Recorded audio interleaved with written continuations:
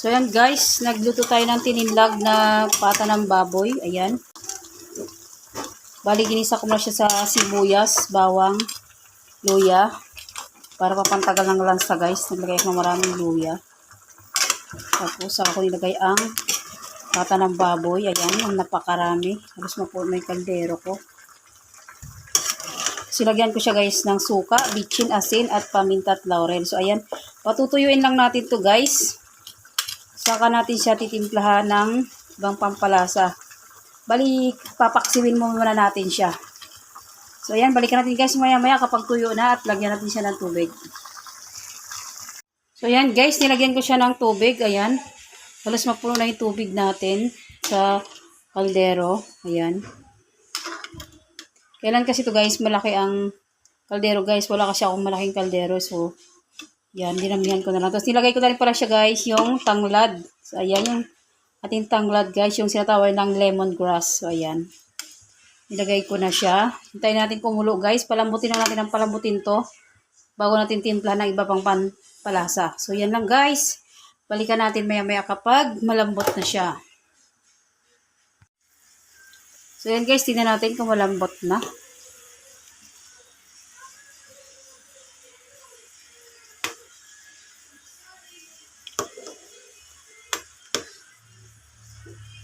Tusukin ng tinidor. Tusukin ng tinidor guys kung malambot na siya.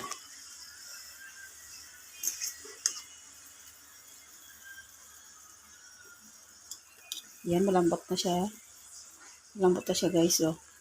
Pero kailangan ko pang palambutin ng palambutin. So guys, yung malambot na malambot. So yan guys, magdagdag lang tayo ng ito guys, lagyan natin ng papaasim. Yan. Lagyan lang tayo guys ng konti. Kasi may suka na ito kanina. So maglalagay tayo ng 2 cubes. Bali, ang binagay kong cubes guys ay 4 cubes. So yan, mekos lang natin. Malambot na siya guys, kaya lang gusto kong malambot siya. So yan, pero palambutin pa natin siya ng palambutin bago natin ilagay yung ating pechay bagyo. So yan guys, ang ating tininlag na baboy.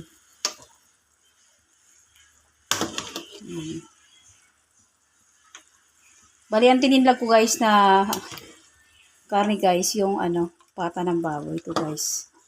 Ayan. Ayan siya. Hiwa-hiwa lang. Para marami. So ayan, balikan natin guys maya-maya kapag super lambot na siya. Bago natin lagay yung ating gulay. Yung ating tininlag na pata ng baboy guys, ayan. Malambot na siya guys, super lambot na siya. Tinusok ko na ng tinidor yung taba niya. As in, super lambot na talaga. So, ayan. So, ilagay na natin guys ang ating pechay bagyo. Overload guys. Overload na pechay bagyo guys. So, ayan guys. Overload guys ang ating pechay bagyo guys. Ayan. Para isang buong pechay bagyo ang aking nilagay dito. Ay! Nagawas.